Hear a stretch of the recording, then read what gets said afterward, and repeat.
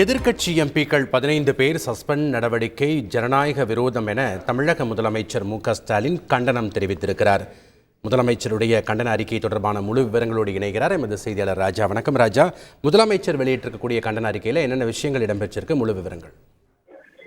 நாடாளுமன்றத்தின் மக்களவையில் நேற்று நடந்த அந்த சம்பவத்தின் எதிரொலியாக இன்றும் அந்த பிரச்சனையை எதிர்க்கட்சி எம்பிக்கள் இன்று நாடாளுமன்ற அவையில் எழுப்பினர். அதில் தமிழகத்தினுடைய எம்பிக்களான மக்களவை எம்பிக்களான கனிமொழி, ஜோதிமணி, சு வெங்கடேசன் உள்ளிட்டோரும் அடங்குவர்.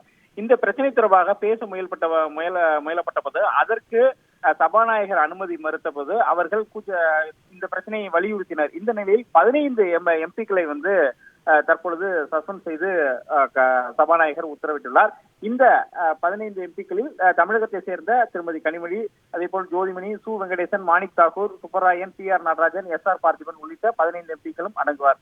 இந்த சம்பவத்திற்கு தற்பொழுது தமிழக முதலமைச்சர் திரு மு.க.ஸ்டாலின் கண்டனம் தெரிவித்துள்ளார். ட்விட்டர் வாயிலாக அந்த கண்டனத்தை பதிவு செய்துள்ளார். அந்த கண்டனத்தில் திமுக எம்பி கனிமொழி உள்ளிட்ட 15 எதிர்க்கட்சி எம்பிக்கள் இடைநீக்கம் செய்யப்பட்டிருப்பது ஜனநாயக விரோதமானது மற்றும் நாடாளுமன்ற ஜனநாயகத்தின் உணர்வை குளிபறிப்பதாகவும் என்று முதலமைச்சர் அந்த கண்டன அறிக்கையில் தெரிவித்துள்ளார். மேலும் பாஜக தலைமையிலான மத்திய அரசின் சகிப்புத்தன்மையற்ற அணுகுமுறை கண்டிக்கத்தக்கது என்றும் எம்பிக்களின் கருத்து சுதந்திரத்தை நசுக்குவது நமது நாடாளுமன்றத்தின் புதிய விதிமுறையா என்ற ஒரு கேள்வியும் எழுப்பியுள்ளார். மேலும் நமது ஜனநாயக கோவிலில் ஒரு பெரிய பாதுகாப்பு மீறலுக்கு பதில் செய்யும் மக்கள் பிரதிநிதிகள் ஏன் தண்டிக்கப்படுகிறார்கள் என்ற ஒரு கேள்வியும் எழுப்பியுள்ளார்.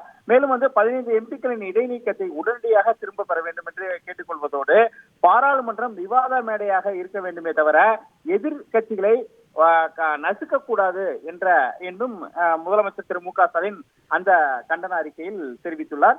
15 எம்பிக்கள் இடைநீக்கம் செய்யப்பட்டிருப்பது என்பது ஜனநாயக விரோதமானது மற்றும் நாடாளுமன்ற ஜனநாயகத்தின் உணர்வை குளிபறிப்பதாகவும் முதலமைச்சர் அந்த அறிக்கையில் விமர்சனம் செய்துள்ளார் மத்திய அரசை. நன்றி ராஜா, உங்களுடைய விவரங்களுக்கு.